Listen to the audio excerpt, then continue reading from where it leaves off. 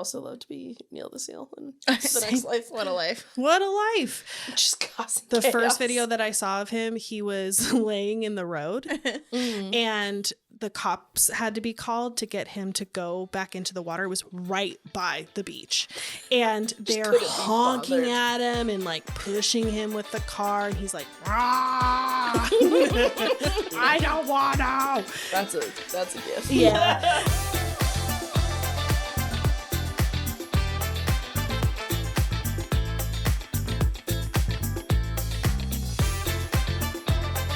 Because we had like a whole conversation about it last weekend. And Big old brains. yeah, big old noggins.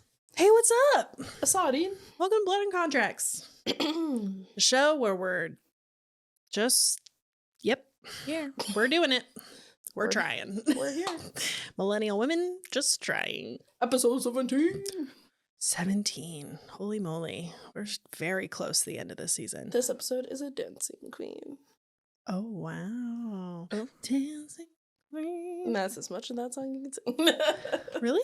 Without getting demonetized. I mean, if you sing it yourself, it's technically... Granted, we're not even monetized yet, so we don't really need to worry about demonetization. And with that note, now that you're here, please subscribe. Please subscribe and rate and review, comment. Yeah. And hang out with us. We're on all the socials at Blood and Contracts. Yeah. Thanks so much. Or our names. Or our names. Mm-hmm. Oh, that are above us. Yeah. Mm-hmm. Yes. Okay, today... we're going to do a couple things. We have some thread convos that we want to chat about. We're also going to do an update on Renaissance resolutions and see how we're doing, 1 week into the new year. For me, those are the only positives that are happening right now. So, and the only things I can control. We'll take what we can get. Exactly. And then we're going there today about a little conversation around politics. One that we've kind of avoided talking about so far on the podcast because, it can be a lengthy discussion. It can also be a polarizing discussion. We haven't really talked about our affiliations or anything. I feel like people could get a vibe. Oh, goodbye, Halsey. I feel people could get a vibe of the things that we care about and are passionate about, but we haven't really put pen to paper or said it on the show that Black Lives Matter, Indigenous lives matter, all that good stuff. But we're going to talk about our political beginnings, where we started, who had a hand in crafting our political thoughts when we were younger, again, 0 to 13-ish kind of age, and do a little retrospective conversation about how we feel about politics now based on how they were crafted in the beginning of us. But first, Renaissance resolutions. Halsey, you mentioned no updates on yours or some updates on yours. I got a Kindle. That's because you're the update reading. for reading. Yeah. It's only been a week. Yes. Yeah. Yeah. I got you. And yep. Okay. That's it. Kelli, how are your Renaissance resolutions going so far? Well, I feel like I was forced into my year of health a little bit faster than what I was seriously intending to. Yeah. But I put it out in the universe and here we are. So, it's okay. I'm dragging my feet a little bit to find a GP because I don't have established doctors. Yeah.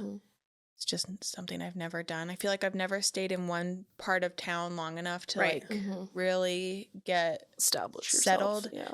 So am I committed to driving to the east side of town? Do I want to find someone on the west side? Is there a lot of options over here too? I feel like there wouldn't be. Because what's the nearest hospital? I don't even know. That's maybe something I should know. You should. I was thinking about this the other day. If there were an emergency right now, because I'm not from the area that we live in, I've never lived in California, it would be a problem. I feel like, Ooh. I feel like there's one near Westgate. Yes. That's not too far. There might be something closer though. Maybe. Yeah. Google Maps will help me.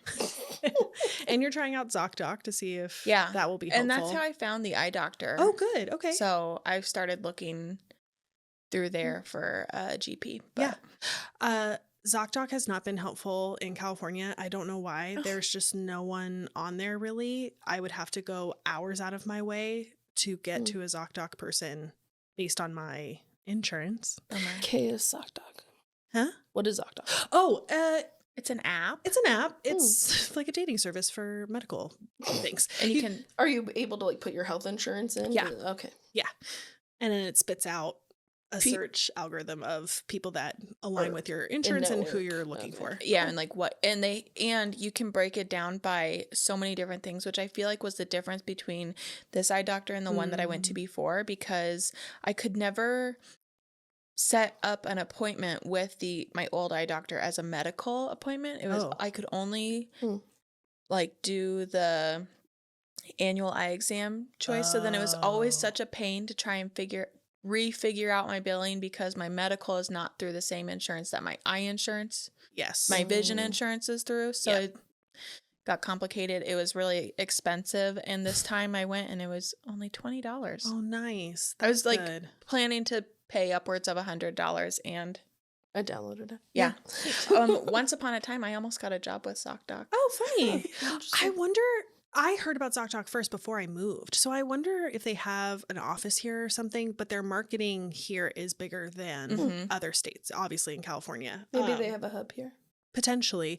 But you can search based on your symptoms, which is kind of nice. So Halsey, if you wanted to find someone specifically treating PCOS, you can search based on that. The part that I like the most is that it's review based. So other patients can go in and review their doctors, and you get the real tea. If it's like Glassdoor, but for the medical community. Yeah, exactly. Which should already very much be a don't know why it's not, but here we are. Yeah, because I would write some reviews. Oh, same. Annihilating some doctors. Yeah, and I found my doctor in Washington on ZocDoc because of the reviews. Yeah. I didn't go on ZocDoc to find my first OBGYN on there. Went there. She was my first doctor to give me birth control and did my IUD, and she was a pro baby doctor. So the first time she put in my IUD, she was like, this is perfect because you'll be the perfect age in 5 years when this needs to come out to pop out some babies. And I was like, I don't want those. She said, yes, you do. You absolutely do. And I said, no, I really don't. Thank you. Thank you. Now shove this thing up my uterus and make me scream, baby. Let's go. Also, I did not ask for your opinion in that. So did not. So that was the last time I went to her. And then I found my next one based off reviews because I didn't want to have a repeat. But what else? What are your others are? My others are being kinder to myself, which I haven't really noticed me saying anything negative really, but again, only week 1, so doing good. You're doing great, going strong. Self-care type stuff, which I feel like I wrote down on my notes. Part of my self-care and taking care of myself and putting myself first is also revamping my wardrobe. Yeah. So I'm excited to kind of get into that a little bit more. It's obviously that's a little bit of a pricey investment. It is. But because you want quality clothes at this age. Yes. We're kind of done with fast fashion, but quality costs so much right now. Yes. So in my head, I want to just get rid of all of my clothes I don't want to keep. And exactly. I'm going to get rid of, I think, hopefully, I always say this, but I'm not good at actually getting rid of them. But once we hit that in the organization calendar, I go through my closet. I'm hoping to make a dent in that so I have space for new clothes to come in. And maybe you could try like a Stitch Fix. I've done Stitch Fix before. Have? Okay. It's actually expensive. Pretty expensive. Okay. Yeah. Because the price of the box, it does go towards the items that you end up keeping, and you get a discount if you keep all the items in the box, but it's probably $200 a box worth of clothes. Oh my gosh. And you get a box every month, right? Oh yeah, no. I don't got you a can budget for skip. That. Okay. I've looked into Wantable though. That's Never heard of that. one. Interesting. That I get ads for all the time. So I've been seeing a lot of this on my FYP lately of really expensive clothing brands actually putting out clothes that are 100% polyester or just terrible fabric and terrible quality, or the stitching is falling apart. This girl went to, I think, a Saks or something, and there was a dress from this brand that I won't say. It's kind of a smaller, expensive brand, luxury brand, but this dress was silk, but it was made of 80% rayon, and then the rest was polyester, so not silk. Yeah. It was $1,500. Disgusting. The stitching was falling apart on the hanger before she didn't even want to try it on because it wasn't cute. Also, it was a dress, but didn't even cover her butt. And she was maybe 5'7". No. So hard pass. Finding quality right now is next to impossible, especially because I think we're still dealing with supply chain issues in America, and finding not questionable resources is hard. Yeah. So, and I feel like right now, because I'm not ready to start spending, I also want to lose a little bit of weight before I start buying more clothes, but I'm going to start with like a vision board kind of deal of what I want my style to be, because I also want it to change a little bit. Who is your style icon that you would esteem to be? I think I already, you don't, I don't know. See, I think you've got some Stassi Schroeder in you. I love her style. Yeah, girl. Like classic, all-American with a touch of European swagger. I could dig that. She's just so classically beautiful, but also her style just will never go out of style. Yeah. And I love that. Yeah. You just need a good set of classic pieces, staple pieces, basics, but very quality, and we can find those. And then you don't have to feel like you need to buy them all at the same time, because a good wardrobe is collected over time. Yeah. And I was reminiscing a little bit because I saw a thread from a Black creator that I follow on Instagram, Stephanie Yaboa. She's amazing. She has been an ASOS partner for a long time for ASOS Curve. I think I saw your responses to this. Yeah, because she was talking about ASOS's obsession with silk dresses for fat girls. Stop it. We don't want a silk dress. No. First of all, it's not even silk. Again, it is rayon and polyester crap. I mean, I kind of want a silk dress. But once you have one, why do you need 500 other ones? Yeah, no. They come out with the same exact cut, the same exact style every single season in 5 colors, and that's all we get is those silk dresses. Meanwhile, the other side of ASOS has all these cool styles, quality brands, expensive, but there are some staple things that are worth buying on there, but they only go to size 10. Yeah. What? But I was reminiscing in that thread because in 2017 to 2019, that's when I was earning enough money again and not working at Starbucks, and able to spend money on good, nice clothes. And ASOS was the place to get fantastic curve and tall girl clothes that were quality and beautiful. Like I have so many incredible pieces that I will hold on to for years. None of them have aged or fallen apart. They've gone through tons of washes and dry cleaner visits, and they still look fantastic. But I can't, since the pandemic, every time I have gotten an ASOS order, I have sent back every single thing. I can't remember the last time I actually kept something from ASOS because the quality has plummeted. Yeah. I don't understand why. Well, I do understand why, but I don't know. We're not fans. Not fans. So now I'm just in this place where I'm only wearing my overthinker sweatshirt today, but I'm only wearing athleisure. Yeah. And we kind of talked about this last week. We need to get out of this mode of only wearing athleisure. I need to put on a real waistline, like pant with waist band, because I've worn elastic for too long. And so it's humbling when I try to put a pair of pants on these days. I get it. I was looking at the airing dates for this episode. So this one will come out on January 29th.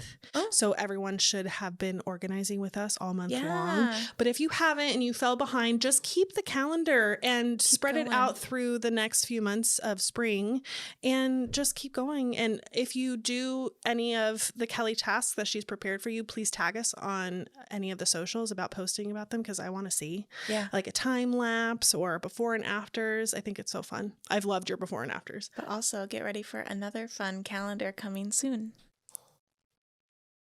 Spoiler alert. That's I'm all gonna I'll just say. keep wearing my dumb shirts. Jeff, Like it. he's always with us. Post. Yeah. I think, was that all of your renaissances? My other ones were reading, which I'm doing. My wish list is growing. I'm Crushing it. crushing books, Yeah, which you I are. love. And I've already finished one this year, and I'm 27% of the way through book 3. And that's a big book. She's reading the Darker Shade of Magic series. She's already on the last one. Yeah. And that is the biggest book of all. So the fact that you're almost 30% through. Yeah. And then my uncomfortable goal of Kelli getting a booty, I have not done anything for it, but I have been. It's only been a week. It's only been a week. I've just not had a lot of wanting to do anything else other than sit in a dark room and Not look at stare at screens. the wall. And so, but I have walked a little bit here and there on our new walking pad just to get a little bit of movement going and easing into it. So, Exactly. That's awesome. Love it. Get that booty, girl. gonna start doing some squats. Love a squat. Yeah. You can also do like lunges while you're on the walking pad. That That is scary. might be a little scary because there's nothing to hold on I to. do it all the time. On a walking pad? Yeah. Oh, that's talented. You just gotta I'd fall right off. hold yourself.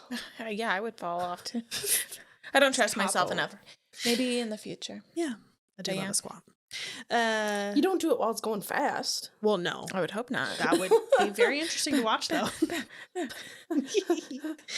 What are your renaissance Update. dates? Well, similarly with my uncomfortable one, challenging one, haven't done anything because it's only been a week, and a lot of has been happening in that week. Yeah. So I haven't been really pumped about trying to write right now. Mm-hmm. But it'll happen. I started a habit tracker on my iPad planner to try and invigorate myself in checking off each day if I've done something. So I'll be putting that to good use. I should do that. Yeah. Financial health. Well, it's not going great. TBD. James and I have to re-budget everything, which will be interesting because none of our bills are changing. Yeah. Potentially, we will be, just to be super real, we'll probably be turning in the Honda and getting something much smaller because that's a $600 bill every month for a car, which we love and definitely put to good use, but that's an astronomical bill for us right now. Yeah. When Rob was in town, we got a phone plan all together because now we have family. Mm-hmm. So we won't really be saving much there, but again, just another thing to add to the list. But the plan still is intact that our hope this year was to re-budget so that we would be only on James's income and then anything else is gravy. We're just going to get to experience that a lot faster than I thought we would. Yeah. Yay! The 2 Renaissance resolutions that I have that are all in my control are the podcast plus Virgo and co-growth and moving my body and wellness. The moving my body and wellness is the one that I'm the happiest about. We've been right back into the gym. James and I go every day, not together, but we definitely encourage each other to get there. Some days when he can't get in there because he goes early, like 5 a.m. because Gross. No, thank you. we'll go at night together. And I liked that because it proved to us, as late as it is, we still made it in. We're still capable of getting here. It's just getting the gumption to get off the couch. Yeah. And if we can't get into the gym, supplementing with Heidi walks, that kind of thing. I took the dogs out for Hutch and Archie out for a walk yesterday. That was a blast. Yeah. And an interesting Hutch experience. He's a big boy. He's a loud presence, but I think it's all in love, but it sounds terrifying. Yeah. And it's directed at other dogs that are around him because he just wants to hang out and socialize. Yeah. But he doesn't know that his volume is very He frightening. got a big bark. Yeah. And he wants to be he would go up to them. I Yeah. don't think he would try to like No. attack at all, but he would aggressively love. sniff and want to play and Yeah, but no owner watching Hutch have his barking tantrums would do that, you know? Yeah. The guy with the Shih Tzus yesterday, he had 2 cute little Shih Tzus who had like all their hair in their faces. And then they heard Hutch's bark. They were like, what? He go. crossed the street faster than I've ever seen someone cross the street. He was like, okay, bye. Yeah. I was Thank like, you. he's nice. He's lovely. As I'm holding him by his collar. It was great. His full tactical vest. It looks like he's going into the military. Yeah. I love it. Desert Storm. Yes. Hutch style. Yeah. I just realized my sock is on completely backwards. Are those your watering can socks again? Yes. My masks. Your masks. I love it. We're also really loving cooking. James is baking bread tomorrow. He bought a starter kit. Sorry, I told you a story for you. You're okay. He bought a starter kit yesterday with his gift card from Mike on Amazon. He's like, I even got proofing baskets. I was like, okay, who are you? He's making a sourdough starter this weekend. Adorable. He'll be able to pass it down to future generations. Yeah. And he was texting you about it all day yesterday, just like so excited. God, I love that man. He said, it'll be healthier for us and we'll save money because we never will have to buy it from the store. And I said, we don't buy bread from the store because bread is our enemy. We don't eat bread. He's like, right, but I'll make healthy bread. I said, okay. I love him. But yeah, he's getting into baking and on that journey because he has alone time and free time for the first time in his freaking life. So he's loving that. Yeah. Well, very. Don't know, but it's nice. And then he is trying out some new recipes. I'm trying out some new recipes and just trying to love the act of cooking again. I do love it. It's just finding the recipes that I'm actually interested in that are good for me, you know. And not just chicken and rice. His solution last night when I said, hey, what dinners are we interested in? He's like, we have rice and chicken. It'll be fine. If you have it, it's a nice fallback. It is. An easy fallback. Yeah. Beans and rice. But if it's all you're eating, a little boring. It gets a little old. Real fast. Yeah. My thing lately, and this is not because I put it on my resolutions, but eating more plant-based stuff. I've just inherently wanted to eat more legumes and tofu and not heavy meat stuff, but I still need to get protein in. But I've been finding some great recipes, so repeatable recipes. They sound yummy. They are pretty good. And then my last one was the podcast, Virgo & Co. Things are going really well. The holidays were a little bit slower in terms of traffic and viewership and listenership because y'all are on vacation and hanging out with your families, which you should do. Yeah. We get it. But also maybe just like show your family our content. We'll get in the feeds that we need to get into. I'm not worried about it. Every single week, every single time we come to record, I look back at what we were at follower-wise before that weekend or on the last weekend, and we grow every week. Yep. So I can't complain. It's just slow. We're crushing it. Yeah. Now I will be doubling down on my efforts in order to become profitable. Yeah. I just posted a really stupid TikTok earlier. It's already at 700 views. Annoying. And has comments. Love it. We love a comment. Please comment. Comment and subscribe. We're not begging anymore. No, not at all. Let's talk about threads. Certain thread about a tunnel lady. Oh. Are you on Tunnel Lady TikTok? I'm on Tunnel Lady adjacent TikTok. Yeah. I'm on the part of TikTok of other people explaining tunnel TikTok. Yeah. To their like significant others. Yeah. She is on my For You page.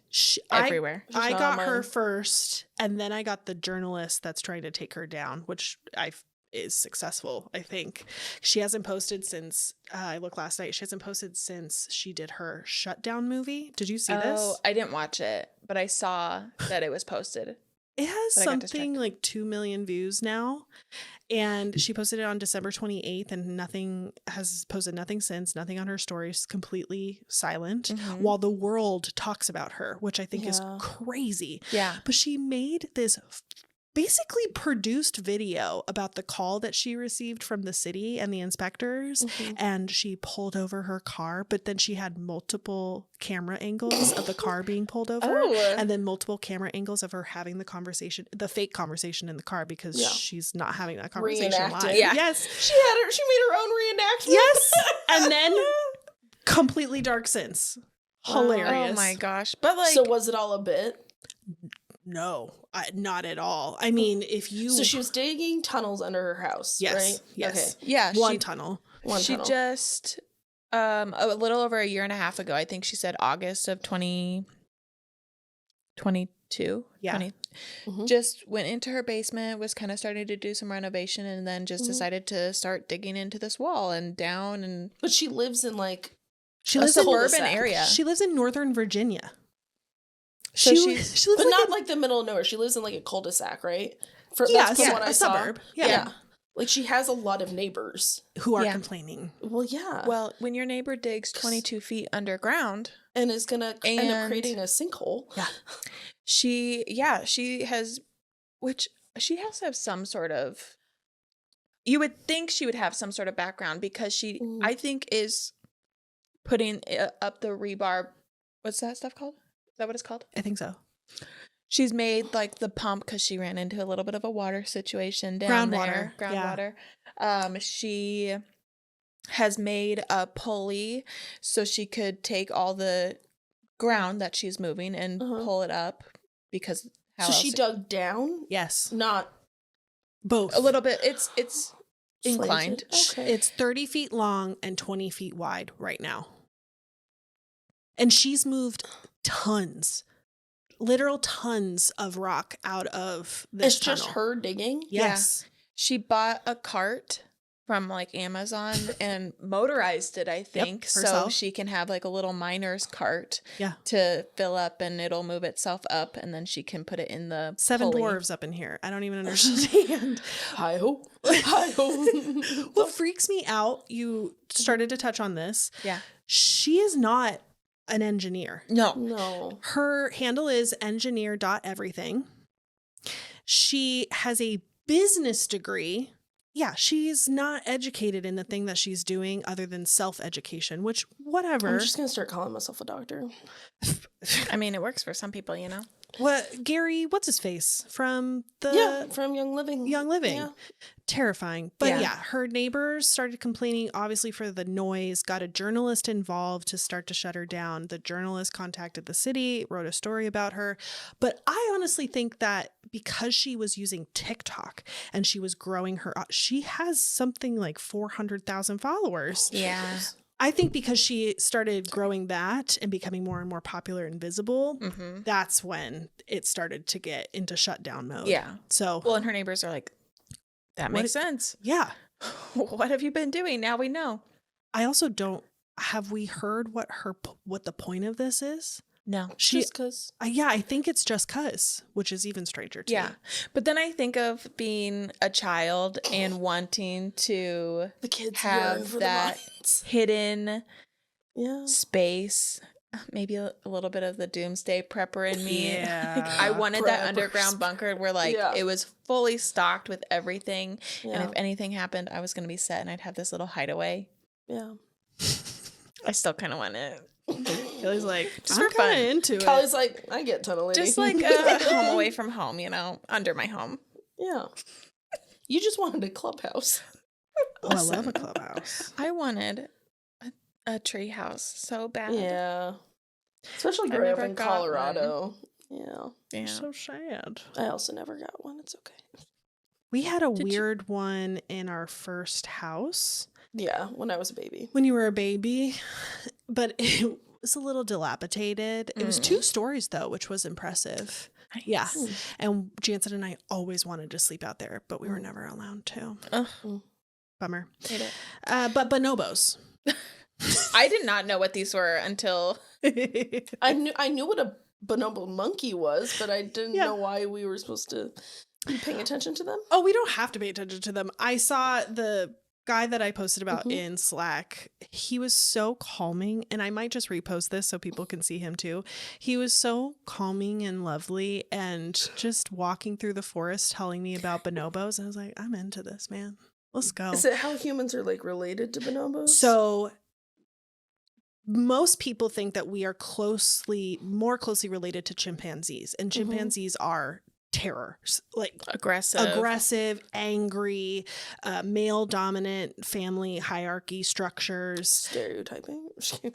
No, but this is nature, so no, I know. Studied. I know. But so his TikTok was talking about how we're actually by a couple more percentage points more related to bonobos, and bonobos are kind, calm, women-centric tribe. There's same-sex partners in bonobo cultures, and they're the only mammal who will have sex for pleasure, and it helps turn down the anger and disruption that can happen within their communities. But dolphins also have. Yeah, but people didn't realize that monkey, chimpanzee cultures or whatever could also want sex without the purpose of having a baby, a baby monkey. And I just thought that was so interesting. I had never heard about them, and they're going extinct. There is a group of people in the Congo that are doing restorative work, and one of the other TikToks that I posted was of this group of people that is doing this, and there's one particular worker in this specific compound who has become the loved nanny of the bonobos. Like they have taken her in because she's helping nurturing their babies to health, and they can tell that she wants them to thrive, so they've like completely accepted her. It's the coolest thing. So cute. I know, I loved it. Like the next Jane Goodall. Yeah, I don't know. I loved Jane Goodall as a kid. I feel like I wasn't into it.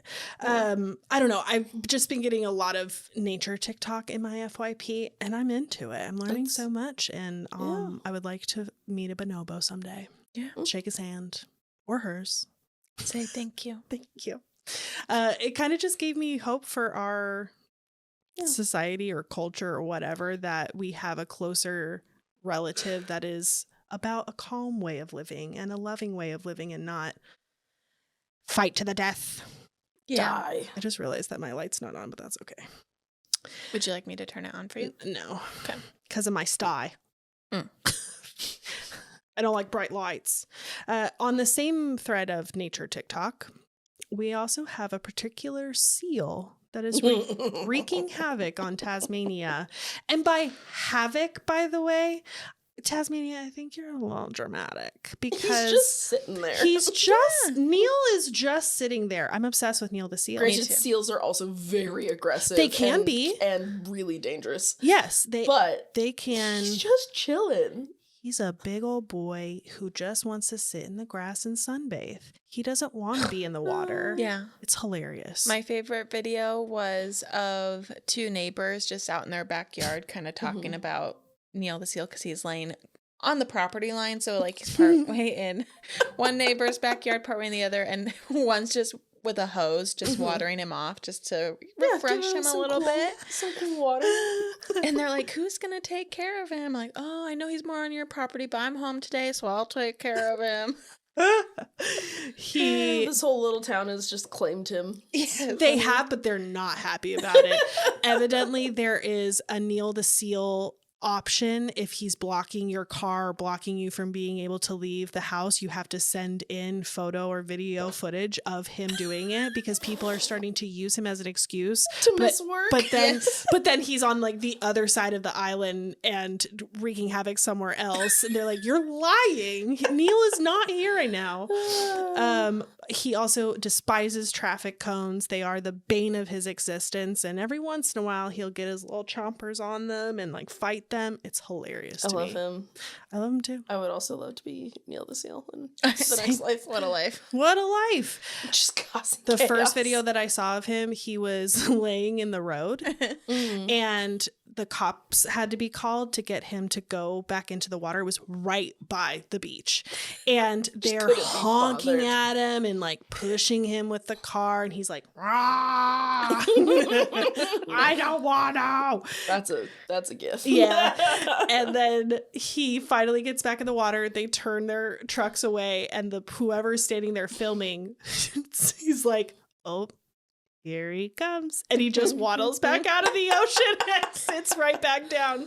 Oh, that's funny. He kills me. Yeah. Yeah. The first video I ever saw of him was the one you put in the thread. Yeah. Of him against the building and her going like, you have to go. Yeah. And he's just like, no. Yawns and then goes back to sleep.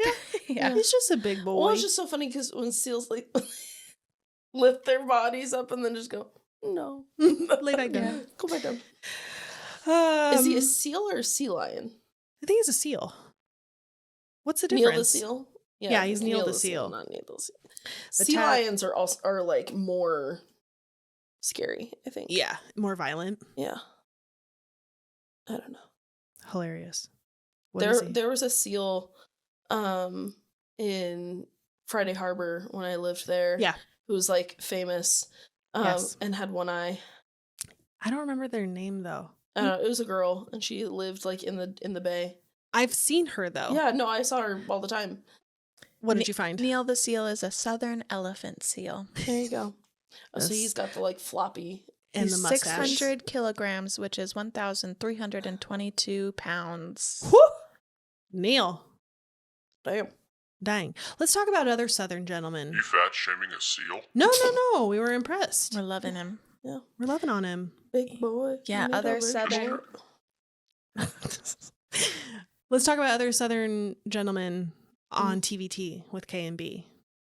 For the finale of Southern Charm. And let's just start off by saying the most disappointing, boring, uneventful, dull finale. Snorefest. What about the reunion? Not sure yet. Happened yet. How many parts is it going to be? 2? 2 or 3. Ugh. I hate it when they break up. Me too. Just get it but done. But they and did over that with Vanderpump last year too. It was 3 parts. And honestly, a disservice to Bravo. I think it's dumb that they try to spread this out over weeks. Yeah. Just put it all out so we can talk about it. Yeah. All right. Let's skip ahead to our players. Reminder of the people in the room. And now our notes. Okay. The entire shtick of the episode was Whitney was having an old man party. I mean, he was having a Valley of the Dolls party, which, granted, loved the ladies' costuming. Yes. Every single one of them. Paige looks incredible. Delivered. Madison's outfit was my favorite because she looked like a Southern Barbie straight out of Valley of the Dolls. And Vanita had every detail planned. Yes. She had shoes, yes. She had matching beads or baubles, whatever, in her bun that matched the beads and buttons on her jacket. So good. Cute. And her dress. Yeah. I've never seen Valley of the Dolls. Neither have I I. haven't either. Okay. But it's just 60s. It's 60s. It's an old, yeah. Think Twiggy, you know. Okay. Love a Twiggy. So at the party, well, before the party, JT told Rod that he was not going to use the party as the opportunity to have a one-to-one with Taylor and tell her his true feelings, which, by the way, he's already told her his true feelings 2 or 3 times in the last season. And she's already said not interested. She said no every single... Well, she Here's the hasn't thing, said though. no. That's what I wrote down. She's not good at putting the true foot down. Rejection. Because I think she wants to leave the door open. Just 100% like the attention. Yeah. Yes. 110%. I fully agree with you. She's just like, oh, better hold out because he may be the daddy that I need in about 5 years. And he straight up goes, well, am I getting it too No, ahead? you're fine. He says, I'll go back to suppressing it then because she has to kind of reject him again. She doesn't really reject him. She just says, she goes, I've got a lot going on right now. Yeah. But he's like, I love you and I'd marry you tomorrow. It's and so she's sad. like, bro, I know. Let it go. well, you can see I have a lot going on right now, and Yeah. it's just not a really good time, and I need to deal with all of this. She goes, I'm a little psycho right now. And he goes, you are a psychopath. And then proceeds to profess his love again. Yeah. Says the man who cannot take a hint. Take a hint. Because it's not even a hint at this point. She's so obviously not into it. Shep comes up as he's being rejected again. And JT goes, well, I guess I'll go back to suppressing it. His love for her. Yeah. And she's like, okay. And then Shep I just have to carries go. her away.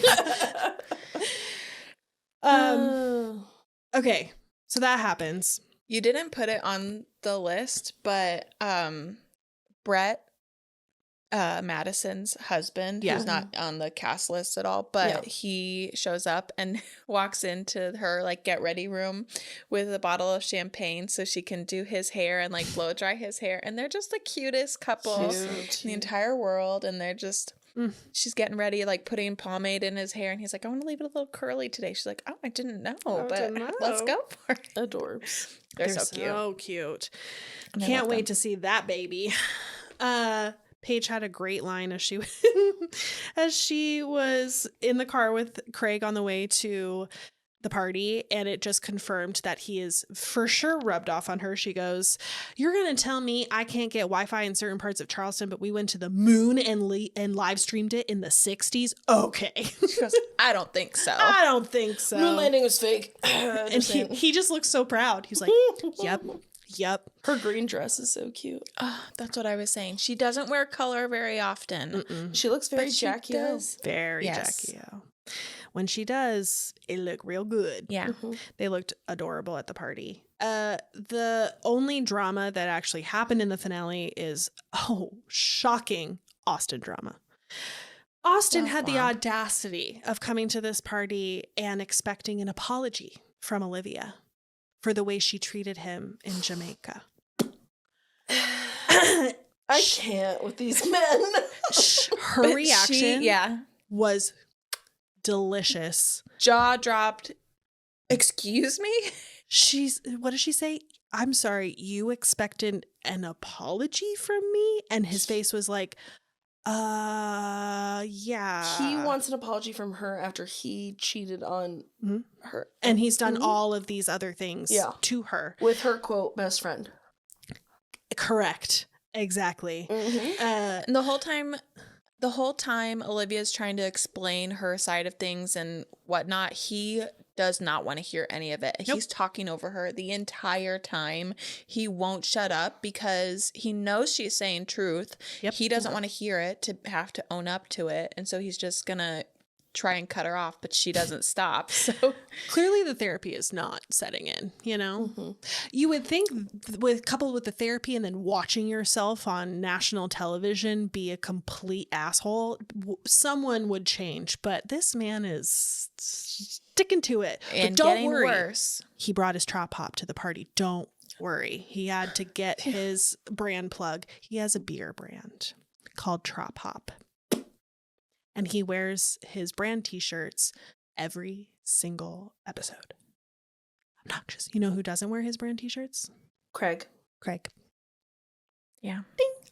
I do want a sweatshirt though. A I sewing do down south too. sweatshirt. They're very cute. They look so cozy. I love the line that Olivia said, you leave a paper trail of pissed off women behind you. Delish. So good. And she just goes, I think there's a huge disconnect here. And he goes, I couldn't agree more. He's Like, so dumb, and then man. she gets up. You're the disconnect. Yeah. And then she just gets up and walks away. She's like, Because- here, a mirror. Can't. There's no. No. The end of the party is Austen and JT throwing hands. JT, Literally? yes. Mhm. JT, because he's 2 feet shorter than Austen, gets up on a bar stool in Whitney's man bar, kneels on the bar stool like a 3-year-old, and gets in Austen's face. And was like, what? You want to go? Let's have this out right now. And Yeah. to Austen's credit, I would have been laughing my ass off Yeah. if that short king started coming at me and my trap hop, you know? And he didn't. He was just like, okay. And then JT lunges for him and headsbutts him. And then Austen obviously defends himself and pushes him back. And they get in a little scuffle amongst everybody at the party, by the way. I'm pretty sure JT How did these people not come away with these things with assault charges? Well... Inbreeding. I think that production would rather have the drama than the legality of the drama. So when you sign up for a show like this, I just think a lot gets brushed off. Yeah. And who knows how much of it was for the cameras versus actual feelings. But in interviews, the interviews that Austen was doing at the end of the episode for the finale were disgusting. He was talking about JT in just the meanest ways. It had this nasty little smirk. Evilest smile. Yeah. Well, just fully cemented that this guy is not a normal man. Like, he needs serious help. And the smirk, he goes, oh, I get it. He's jealous of me. Because a narcissist. Taylor. because he's had Taylor. Yeah. And Yeah. could still have her, whatever. In a second. And She would JT. go to him in a second. Well, Yeah. the other thing that happened was Austen or Shep Shep. and Taylor had the conversation finally because she misses him and wants to get back with him. And Shep, this is for you. I'm very proud of you. Very proud. Did he say no? He said no. Good job, Shep. He said, I don't think it's healthy. I don't think it's good for us. And I think we just need to stop and just be, which he has been saying all season. He has not walked away from his standpoint that this is not right. I love her. I have so much love for her and I miss our relationship, but we're not good for each other. And this is not my person. Yeah. Yeah. And then she proceeds to say, well, what if I date Austen, in the hopes that it's going to get under Shep's skin? Because she's 15. Yes. Yeah. She purposefully picked Austen because she knew that maybe if I get a reaction or a rise from him, then I'm proving some point to myself, but then what you're saying isn't actually true because you do care enough to get upset. And he was like, whatever you do, like, I can't stand in the way of whoever you end up with. Yeah. His first regardless. reaction was, Austen? Like, that's the person that you're going to use? Yeah. Which she's done multiple times now. Yeah. And it's not getting a reaction. So I don't know why she keeps The using only it. reaction it's getting is all of the other women in this group Are hating her. pissed. And it's like, Yes. what do you think is going to happen? I don't know. Yeah. The Can't wait reunion for will the be reunion. Very interesting. Can't wait for the reunion. The trailer looks pretty good. Olivia is wearing an Ariana style revenge dress. It's the same red, but it's backless. Whew, she looks amazing.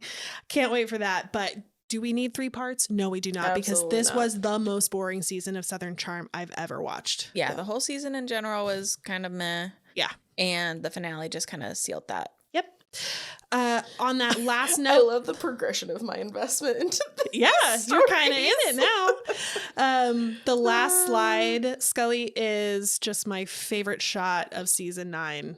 Look, that is a Renaissance painting. Yeah. The drama, But also, the she's tea. so beautiful. There will just be Madison. Might Yeah. be disrespectful. No, to the one in the middle. Renaissance. Potentially disrespectful to What the is Renaissance. the black girl's name again? Benita. Benita. She's just so stunning. She's stunning. So is Madison. And then Leva had her lips done in the middle of the season. And girl, can you tell? Yeah. She needs to stop. She's such a beautiful woman. She needs to stop getting work done. And they went out to eat, and you could tell it was just like a struggle to like. She had soup, and she would have to like mouth her spoon basically to be able to get it into her mouth. Is hilarious. Yeah. Oh, goodness. But there will only be 2 reunion Oh, thank God. episodes. Okay, well, that's fine. Just looked that up. Yeah. 2 1 hours. I think probably, so. yeah. The only other Bravo things that are happening that are relevant to me was the finale for Real Housewives of Salt Lake City has broken the internet. Yeah. But it's on my For You page. exactly. What's so funny to me, though, being an ex-conservative woman watching this show is I find it funny that the rest of the world thinks that this is so dramatic and that it's so shocking that Salt Lake City housewives would be this crazy. I'm like, have you met a conservative religious woman?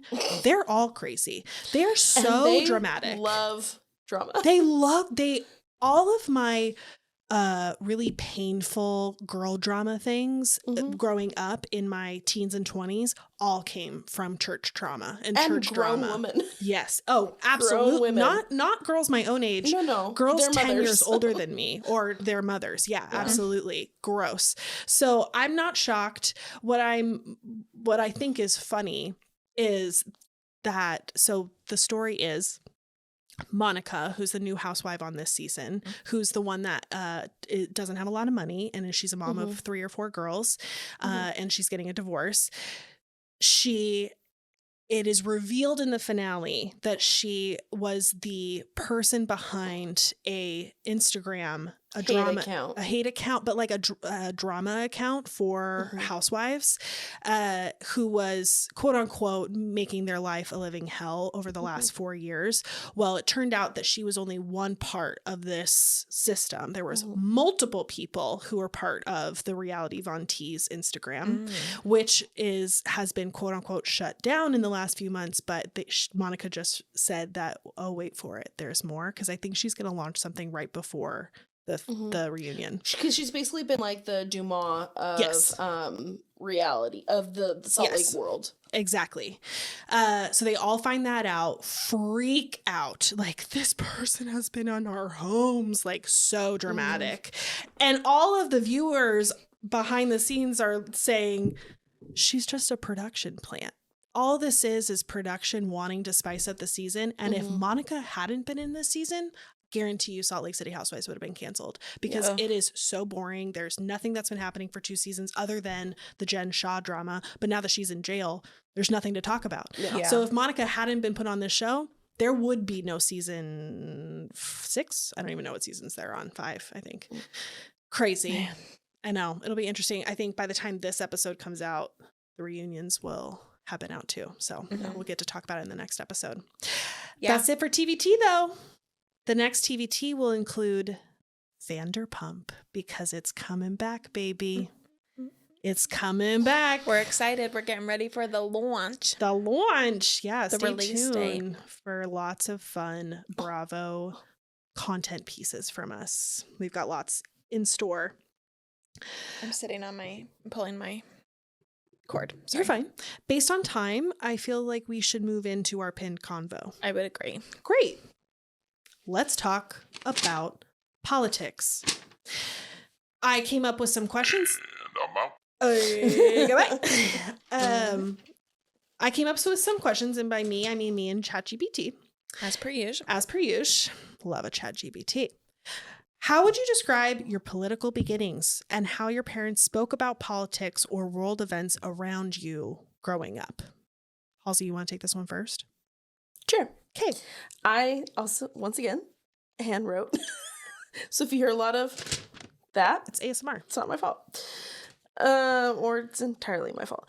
Okay, so I kind of missed the note of this being from ages 0 to 13. So this kind of delves into more of my teenage years. Because that's really when politics became more relevant to me anyway. Totally. So I didn't know that I didn't have to be a Republican until I was 15 or 16. I just thought you had to be whatever your parents were. Because that's what our parents were telling us. Was explained to me, basically. Yes. Or not explained, but told. Shown, portrayed. Yeah. Anyways, but I think that's all I really had to say for that question itself. It's okay. Most of my stuff is for questions 2 through 5. Okay. Kelli, do you have any memories of this? I don't have a lot of memories about my parents talking about political things in front of me as a child. I think similarly, I grew up conservative Republican family, and we had those cousins. We had the one family within our family that was on the Democrat side of things, and it was a thing. It was a thing that, like, if we're all getting together, we don't talk about anything with these cousins, because we are those two. And so in my mind, I'm like, and now we are those cousins. Yeah, but I just remember thinking, like, how could they stray and be on the other side? Because our parents, I can't speak for your parents, for ours, Halsey's and mine, Republicans tend to merge their beliefs of God into their beliefs of politics, which church and state. No. Oh. Church and state. There is a separation of church and state. Yeah, that's what I'm saying. Yeah, absolutely. That's not how this was supposed to happen. That was not what we were supposed to merge. But because of the Reagan era, that is what Republicans became. For me, I have this very, very distinct memory during the Clinton election when he won. And our father was not a Clinton fan for many reasons. And I'm sitting in our living room, all curled up and watching the election results. It's announced that Clinton is the winner. My dad goes, well, there goes the country. That evil SOB will ruin everything for us. And then I start crying because I think that the world is going to end because this man became our president. And I was petrified that now the world can't go on because Bill Clinton is our president. Meanwhile, in terms of the presidents that have been around in my lifetime, he was probably one of the more positive ones. Like, he enacted more positive change than the majority of the presidents that have been elected in my age range. Kind of crazy. Granted, he was also, like, sexually abusing very young women. But anyways. Allegedly. Yeah. Anyways. But yes, he was having relations with women that he shouldn't have been having relations with. But also, that had nothing to do with what he could do in his job. You know what I'm saying? Of course, and he was nailed to the wall because Republicans said that man is a disgust and a disgrace because of the choices that he's made in his personal life. And he can't do his job because of that. That's not true.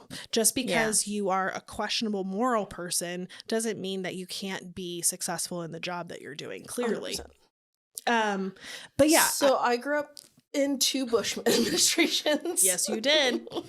And then Obama became president when I was in junior high. Yeah. Who was the first president that you could vote for? Do you remember, Kelli? Obama, Trump. Obama Round 2. No, I don't know. Let me think about this. 08 Obama or 2012 Obama? 2012 Obama. Okay. Yeah. My first election was 08 Obama. I was told... I don't know who he was running against. I don't remember either. Oh, McCain. McCain. I was going to say, not Mitt Romney. That was round 1. No, Mitt Romney was round 2. McCain was round 1. Yes. Whatever. Not that it matters. First of all, we lived in Arizona. So John McCain was... John McCain. God in Arizona. I was told very non-politely that if I voted for Obama, I would be kicked out of my house. And my father watched me vote to make sure that I didn't vote for Obama. And I wanted to. I actually secretly campaigned on my campus for the Democrats of Arizona.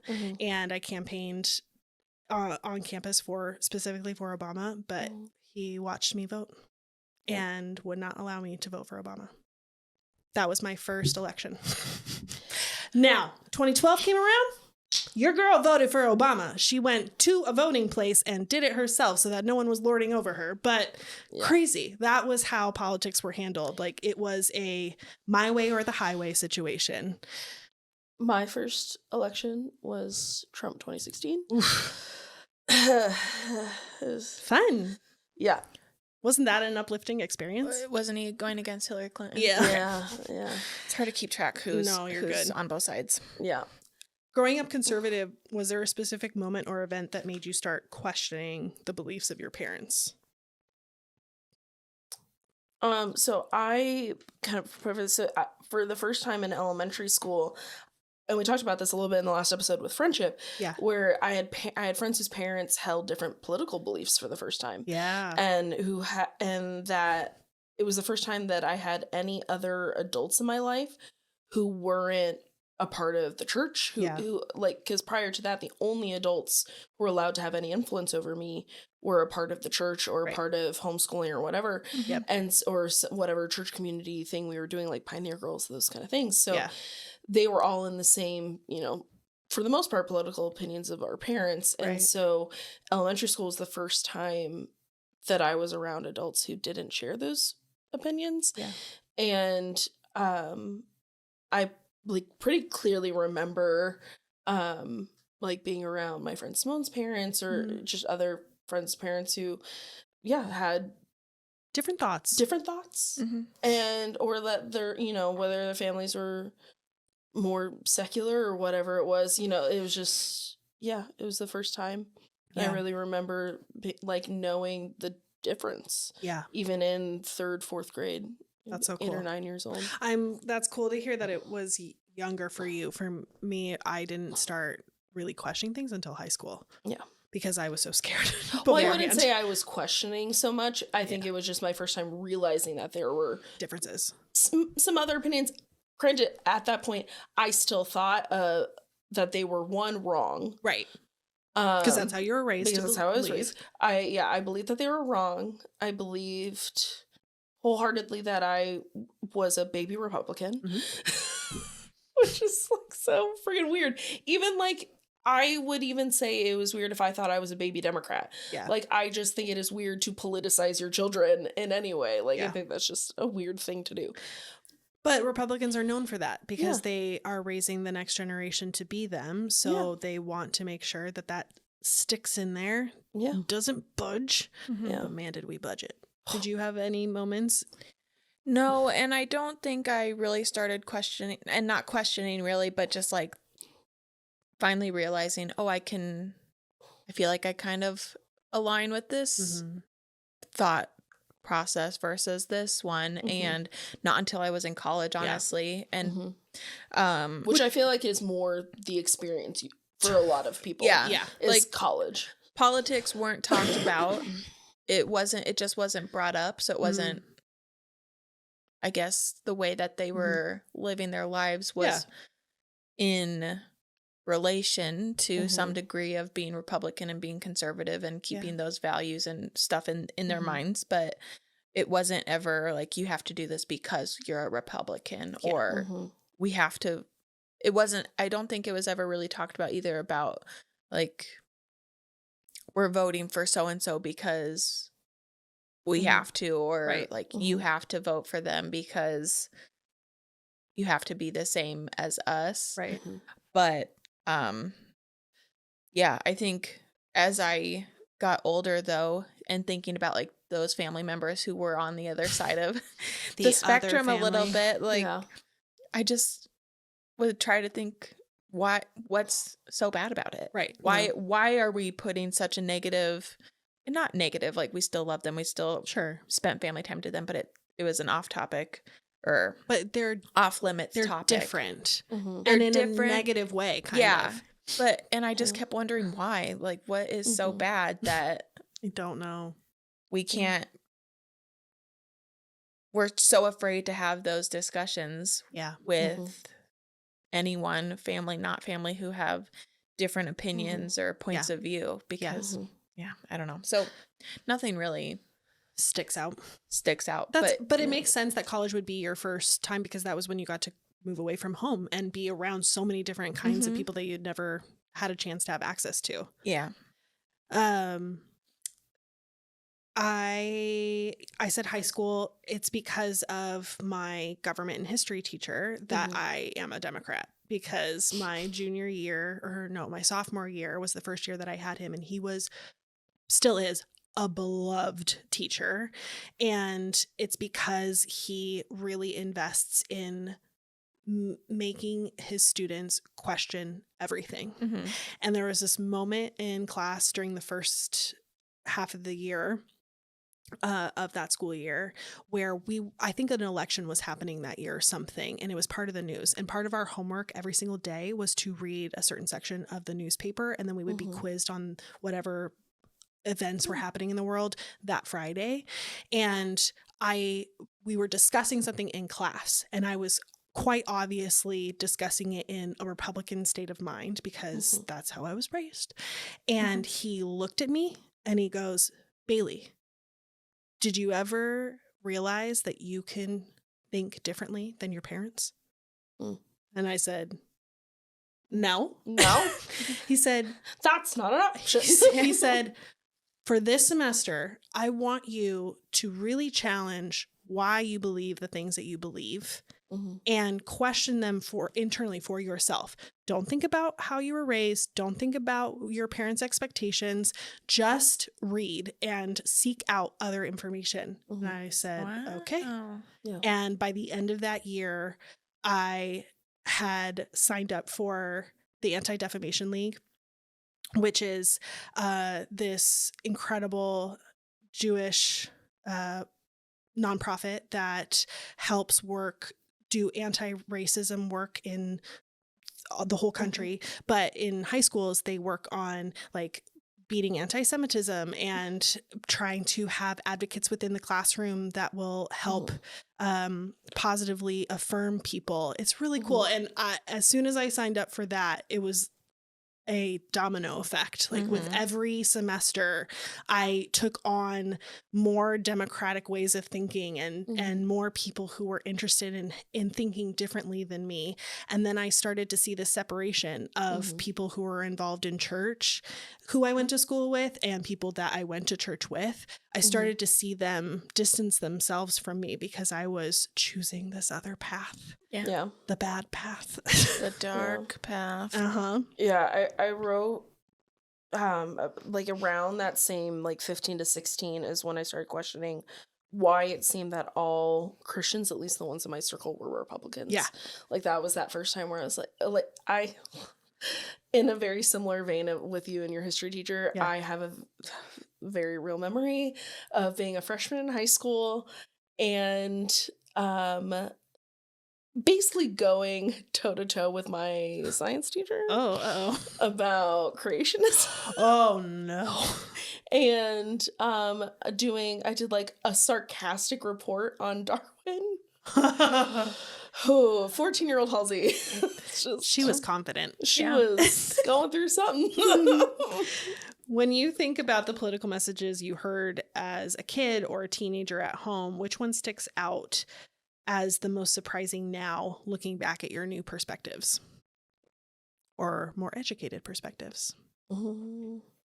So kind of two answers to this, I think, a little bit, because I think the next few questions kind of all go together for me. Because like between 14 and 18 is also when I began to question why women didn't have more of a voice in politics and in life and in the church and all these things. And I feel like with social media developing more when I was a teenager, because Snapchat came out when I was in high school. Instagram came out when I was in, I think, freshman year. You know, all those things were starting. Twitter was getting bigger. I was on Tumblr, all those things. So I was having more like access to new thoughts and ideas that I never would have had access to before. Right. Yeah. I wrote down IDK. I just didn't feel like I had any like political messages that were around me too much as a child, and I'm kind of grateful for you that you didn't have that, because I think that's how childhood should go. You know, let your child be curious and develop their own opinions and go research things within certain internet boundaries, because the internet can be a scary place. But why would you need to? This is why I love getting to know you more, because I do love how different your childhood was. And I love hearing about it, because I thought, doesn't every dad shove Republican ideology down your throat from the age of 5? No? Just mine? Okay. Like that was normal to me. And a lot of my friends were in the same boat growing up. For some reason, Arizona is just a loud Republican state in the past. Now, things are a-changing. Winds are shifting, you know what I'm saying? But that's okay if you have an IDK. Mine, I can also, because I can definitely see your parents just as like I haven't spent, you know, hours and hours of time with them, or like I've spent a small amount of time with your parents, but they're very like quietly political. Like they're, you know, they're for the most part. They're getting a little louder. In Trump era, I think that might have changed. Yeah. But I can see like what they may have been like when you were a kid. Like those probably weren't things they were discussing in front of you. Yeah.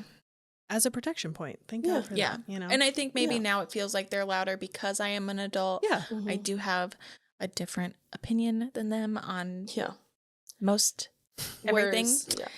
And I'll dive into that in a later question. Or a later question. Great. Yeah. Whereas in our my nose upbringing, keeps bugging me. Sorry, guys. You're fine.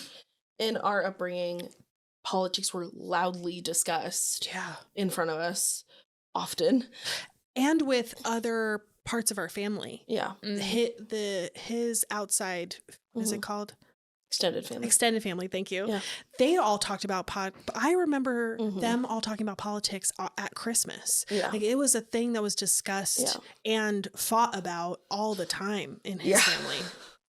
Crazy. But we might touch on this a little bit more later, but it wasn't until I was 18, 19 when our parents separated. Yeah. That was the first time ever that I heard my mom's actual opinions on things. Right? And that was also when she started like listening to a lot more podcasts and educating herself on all these things and finding her own opinions. Yeah. Because our entire growing up was only our dad's opinion, and that was the only one that mattered. Yes. That was the only one that was allowed to be voiced. Yeah. I have distinct memories of my father telling my mom to shut up, to stop talking, saying that her opinions were dumb, that they were uneducated, even though she had just as much education as he did, but that they were unwarranted and unnecessary. So women not talking about important things was instilled in me from the get-go, and why when I became a teenager and started watching Halsey start to question things, I was like, oh, well, I'm going to question things now. We gonna get loud. How do you approach political discussions now, especially with people who share the views you were raised with but no longer hold? And then I put a sub comment: with social media, we're so much more connected with people from our past, whereas in other generations, when you move or grow apart from someone, you kind of never see them again. But now Susie from homeschool is seeing your Black Lives Matter posts, and she's very vocally not a fan. I wrote for this. I feel like with social media now, I'm quicker to just not engage with those people, especially if they still have ties to old church or whatever. It's just easier to mute, unfollow, or block. Yeah. Like it's just, and maybe that's a privileged way of looking at it. Sure. But yeah, we're tired. So, literally, like I'm just tired. Yeah. I've been advocating for a long time. And sometimes I just don't want to have to do it. Yeah. The amount of people from high school that I've just gone, interesting, block. Yeah. I just had someone message me from Washington when I posted that thing about Biden not giving health care or financial assistance for student debt or anything, but he'll definitely go fund more bombing in Israel.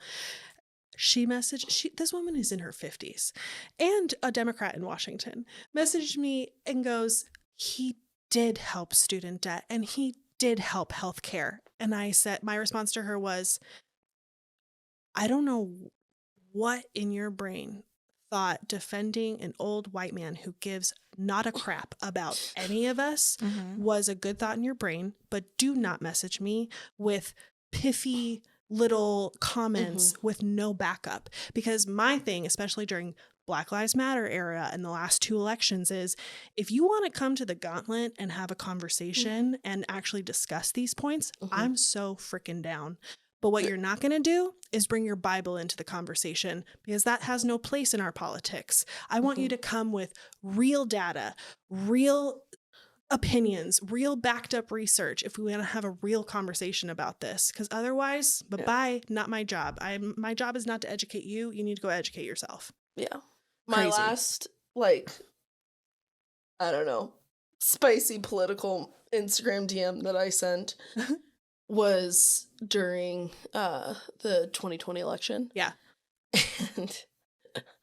And the last message I just sent was because she had said something like just rude. She just said something and then ended the message of like, give your mom a hug from us. And so my next message was, will do. These Carlins voted for Biden as a family. And then I just clicked out. Yeah. Because what am I supposed to say to that? Like, you just spent manipulative. You just spent all this time tearing into me. Just because I Instagram think differently. DMs because I think differently. Yeah. And then you want me to give my mom a hug? No. Well, and that it's a manipulative tactic, right? Of reminding you, remember your mom's conservative and I love her and she loves me. No, my mom is not conservative, actually. And if you were a part of our life, you would know that, right? Yeah. If you actually had a real discussion with us about our beliefs, then you would know that my mom's opinions were not my father's ever. Yeah. Thanks, though. Kelli, sorry. I feel like I've been talking a lot. It's fine. No. I love you. I also, because I copy and pasted the questions, I put the social media aspect with the next question. But I don't think I am of the personality, nor have I ever been, nor I don't know if I could ever really be. I don't know. Maybe now that I'm finding a little bit more of my voice, it maybe could be, but I've never been one to really vocalize my political opinions or stance on social media. Yeah. I don't like debating. I don't like confrontation. So a Libra. It's just not in the cards for me. That's okay. But what I do appreciate, lack of a better word, is going into the conversations with those who do have different perspectives than me of I'm coming into this, and I hope you're coming into this too, of neither of us are trying to change the other's opinion. I'm wanting to learn and try to understand your perspective more to make it make sense to me. I don't expect that it will. Right. I don't expect that anything I have to say coming out of this is going to change your opinion on anything. Exactly. But I hope that if I can share where I'm coming from and you can share where you're coming from, hopefully we can have a better understanding. Yes. If we can come at each other with grace and respect. What a concept. Yeah. I'll use one of your words, with grace. Yeah. I'm coming to the yard with just some books and paper and ideas, and you're coming with guns and knives and cutting words. Yeah. It's not, and you're coming into that fight and discussion thinking that your main goal is to change my mind. You're not going to change my mind. No. I don't need you to do that. What I need you to do is help explain yourself in a calm demeanor. Yeah, we're not going to raise our voices. Nope. Yes. But with actual facts, not things you saw on Fox News. Fox. Which is not a news program. By the way, it's an entertainment company, not a news program. They have no journalistic or what is anything. What is their social media? Truth Social? Is that what it's called? I have no idea. I don't know. I'm not on Trump's Facebook. Yeah.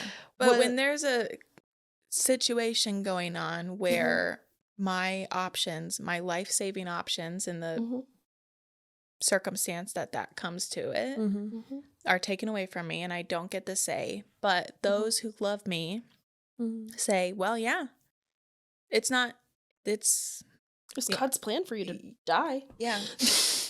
And I'm not a parent, so maybe that's to some degree some of why I would feel maybe more selfish in potentially, yeah. But I mean, Jansen and I have had conversations of if we ever get to that point and there's something that happens and the doctor says pick one, I'd like you to pick me. Yeah. Yeah. Sorry. We can try again. You're a full-fledged human. You're already. Here. Yeah. But if I don't get a say, this is what I want my say to be. So I just want an option. You know? What a concept to be able to make about my own choice. Body. Yeah. Crazy. I kind of like being alive most of the time. I put in the thread that we didn't talk about a couple weeks ago because I was just in an angry place with this particular story. Yeah. But about Kate Cox. Yeah. Kate Cox had to go get a life-saving abortion in Canada. Mm-hmm. In the middle of losing her baby, had more forethought for the nurses in America, because if she had gone to just another state in America to get this abortion, then those nurses and doctors could have been subpoenaed and sued and potentially jailed for giving her an abortion. So while she's going through this horrific loss, she had enough foresight to go to Canada's, because we can't sue any Canadian medical person because they're in a different country. I just Ken Paxton is the Attorney General of Florida, or no, sorry, Texas, where Kate Cox is from. And he was the person who said that she would not be getting an abortion.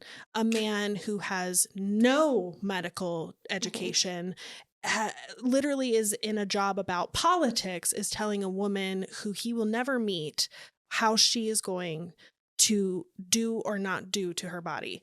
Drives me up the wall. Yeah. And this will only become more of a problem. More and more women will die. It will happen because we've already seen this part of history. We already know that people will do self-inflicted abortions in their homes just to be able to have some kind of control over their lives and not get put in jail for it. Yeah.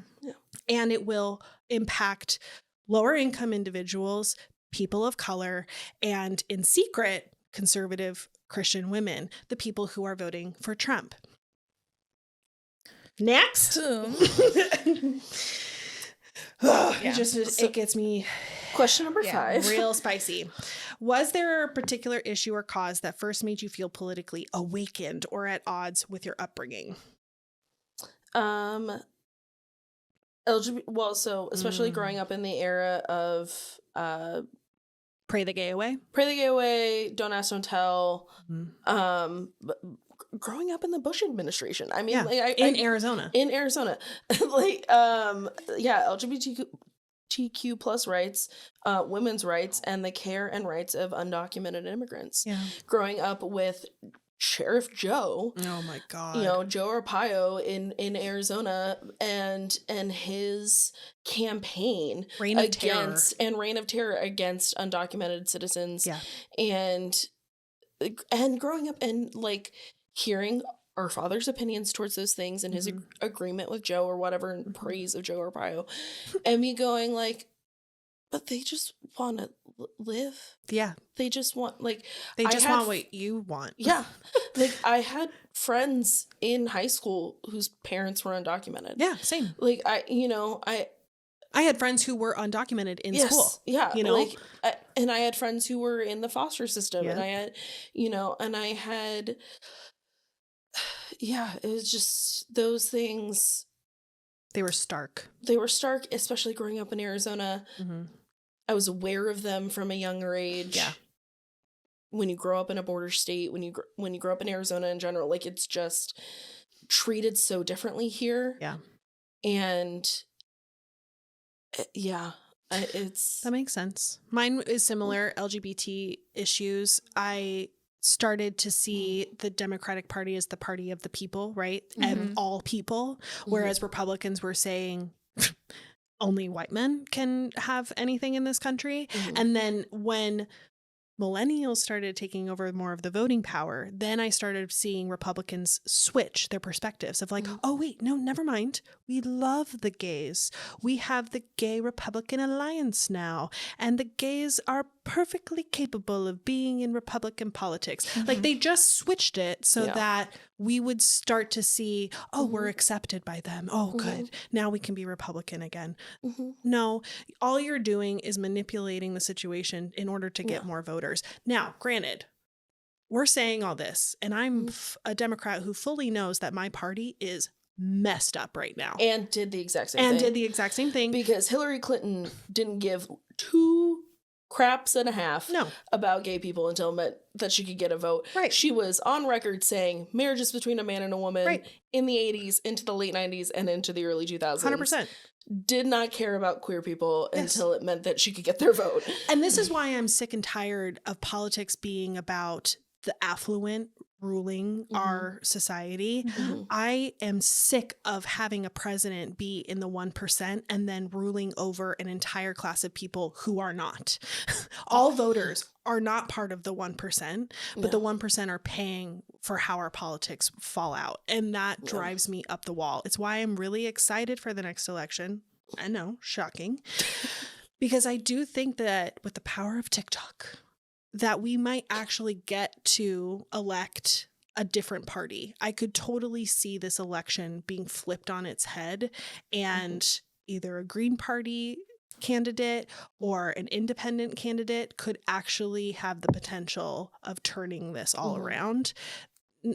It will take a lot of work, obviously, but I think millennials specifically are just very, very tired of being told, just choose the one that's less bad than the other. No, I want a better. I want the better. Why can't we have the better? We're capable of it. We know that these people exist. We just, they're just not a Biden or a Clinton or a Trump. That's their differentiating factor.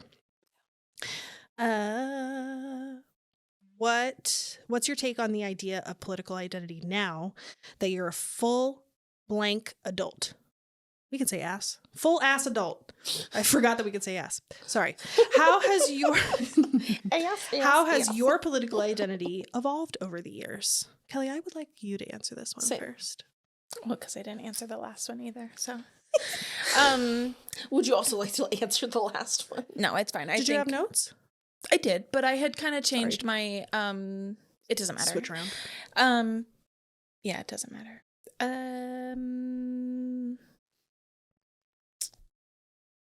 I'd like to have one. A political identity. Cool. I think. I know that I still have a lot to learn when it comes to that because I feel the way that I was raised with it not being talked about very much, I wasn't really taught how to find the information. Right. And like form and that find identity. Find not just one side's information. You know, I think it's still important to see both sides of the picture and get a full understanding of where everyone's coming from. So I feel like it's something that I am hoping to take on a little bit more with this election year, of educating myself a little bit more in what's going on, because I'm not good at it, if I'm being honest. So it has, I mean, would you say it just hasn't been a priority while you become the adult that you are now? I think so. And I think it's horrible to say, but I don't think it mattered to me until there were things that I could see that were directly affecting me. But then opened my eyes to see, okay, there's this issue, but then there's also these that I am not educated on, or I could be more educated on, that I should know more about. And I think you should know that that's most people's experience. For sure. Us being so overtly politicized as teenagers is freaking weird. And it mostly just came so much from wanting to rebel and push and push and push and rebel. And so your experience is far more the average and the normal experience of like, okay, you went to college, you started to see things a little differently, or started to educate yourself maybe a little bit differently. I feel like that is far more the average experience of most Americans. And when something comes up about in politics that is affecting you, like your medical care and having ownership of your own body, then you will tune in, right? But before that, why would we? And I think too, this might answer, I feel like I wrote this down in a later question, but maybe not. But the mindset of I'm just one person, so what real difference am I actually going to make? But it only takes one. And one voice, sharing your opinion, finding others who agree with you and back you multiplies, and then you get louder, and then you actually do make more of a difference than what you actually think. But you just gotta not be afraid to say it. And there's so much potential to find those like-minded people now.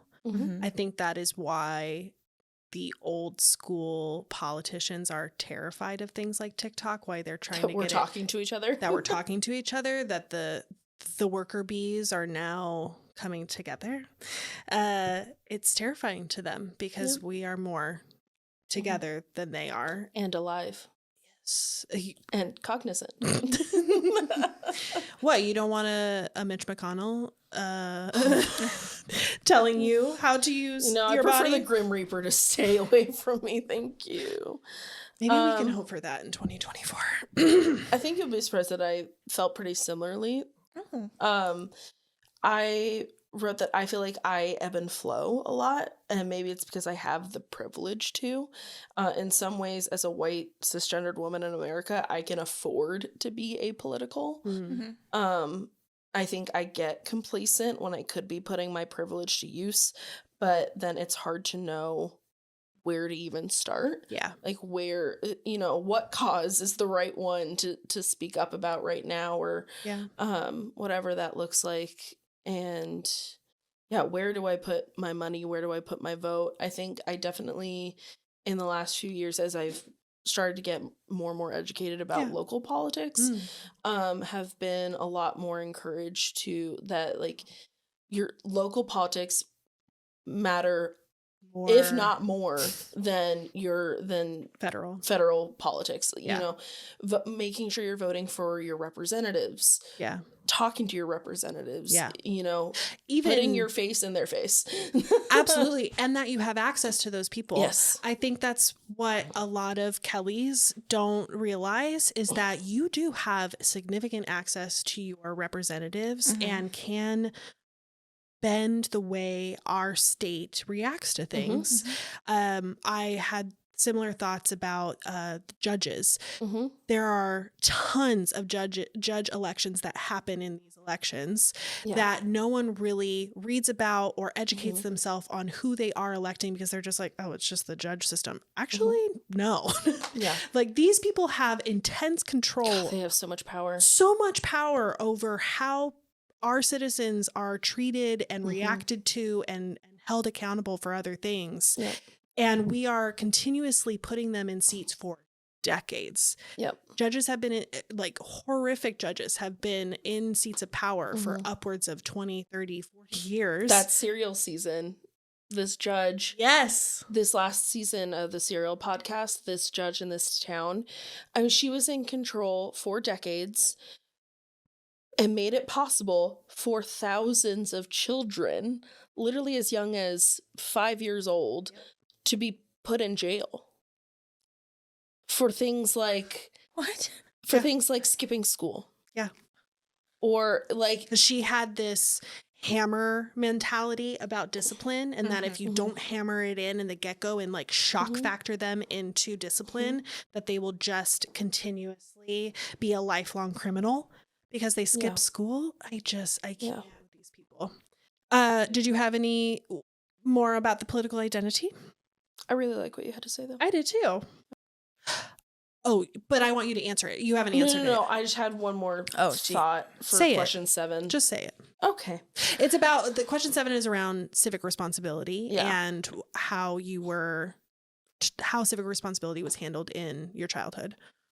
I just don't have anything to say. I don't think. Repeating myself. It really ties into my answer for question 6, but it's that I knew my vote could matter. I knew I could learn to use my voice for the things that I believed in. And I knew, what does that say? Can't read her own handwriting. I knew I didn't agree with the opinions I heard from the church, but until I was a teenager, I didn't know I was allowed to think differently. Because you're trained to give up self in order to be a part of the body. Snaps for me. Snaps for you. But yeah, like that you're trained to give up identity, to give up self. We had pastors preaching from the pulpit about elections and who to vote for growing up. Wow. In church 1 and church 2. Crazy. Including how to vote in certain props and to help benefit the body. The body. Crazy. I agree with you about finding political identity too, because the older I get, the more I am not finding myself in either party. And I actually think that's fairly normal. You shouldn't be all one thing versus all one another, because neither of the parties can really express a true American value system, right? Yeah. You kind of have to make it up for yourself. Yeah. I do still believe in the power of a single vote, a single voice, because especially in local elections. But I need to educate myself more. In fact, I call it like political maintenance. I haven't really done that since 2021 because I got so exhausted. I was very vocal about Black Lives Matter, still am, still post about stuff. And Indigenous Lives Matter, and still post about stuff. But when it comes to educating myself on the future of what our politics are asking or what our country is going through, I'm tired. Yeah. And I can't help but think 10 years from now, I don't want to be living here. That's where I'm at. I don't have a whole lot of faith for this country. I really never have. But I just don't foresee this going well in the next 5 to 10 years. And I would like to see myself out of it. Please. Yeah. Same. On that note, I don't even think we really we wanted to talk about politics because we know in season 2, we're going to be in the midst of a massive election. And I know that we haven't really spent any time talking about politics, and it is such an intensely relevant conversation that we should be a part of, because if there's anything that I wanted coming out of this podcast, it's that I wanted you guys, the listeners, to be able to relate to the challenges that we're seeing in our political identity and the landscape, and know that we're just one voice, but if we voice it out and find our people, I think we can all have camaraderie in that, and that you would start to hear our side of things too, because your opinion is relevant and necessary. Yeah. And camaraderie in the not knowing. Yeah. And that it's okay to like just be figuring it out. Yeah. Absolutely. Well, thanks for your thoughts and your notes and your preps. I thought you were going to say thank you for your thoughts and prayers. Thoughts and prayers. Oh, Jesus. You're welcome. God be with you. Bless. And also with you. We're not Catholic. Didn't we say that at church too? No, you're thinking of He is risen. He is risen indeed. Oh, around Easter. On Easter. Christ is risen. He is risen indeed. There was a season of life where we did the and also with you. It was a John Mulaney bit. Maybe.